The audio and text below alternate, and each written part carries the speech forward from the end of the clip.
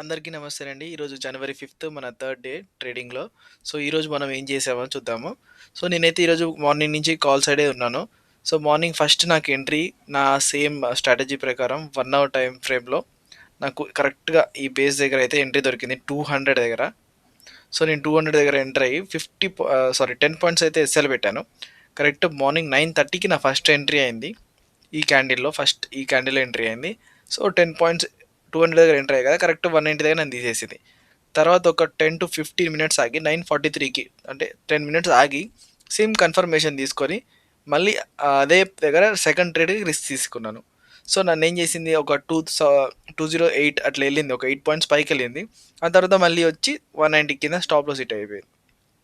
ఆ తర్వాత stop loss hit అయిన తర్వాత నా డైరెక్షన్ ప్రకారం ఒక 80 పాయింట్స్ అయితే ఎళ్ళింది. నేను దాంట్లో ఈజీగా ఒక 30 పాయింట్స్ వరకైతే హోల్డ్ చేసుండేవాడిని. ఒకవేళ హోల్డ్ చేసుంటే.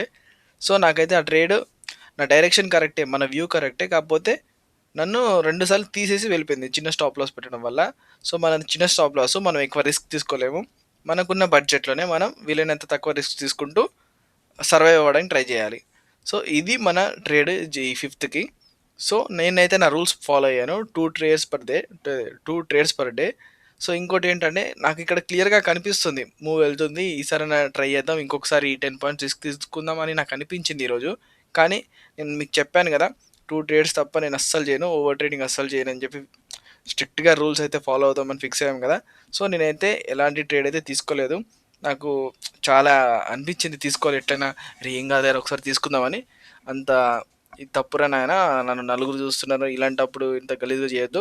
ఓవర్ ట్రేడ్ చేయడం వల్ల ఇప్పుడు ఒకవేళ నాకు వచ్చినా గానీ ఒక 20, 30 పాయింట్స్ నేను కాస్ట్ ఉన్నా గానీ ఆ గిల్ట్ ఫీలింగ్ అనేది నాకుంటది. అరే! వీడే ఇట్లా 2 ట్రేడ్సే చేస్తానని చెప్పి కూడా ఇలా చేయడం తప్పు కదా! అని చెప్పి నేనైతే అస్సలు తీసుకోలేదు.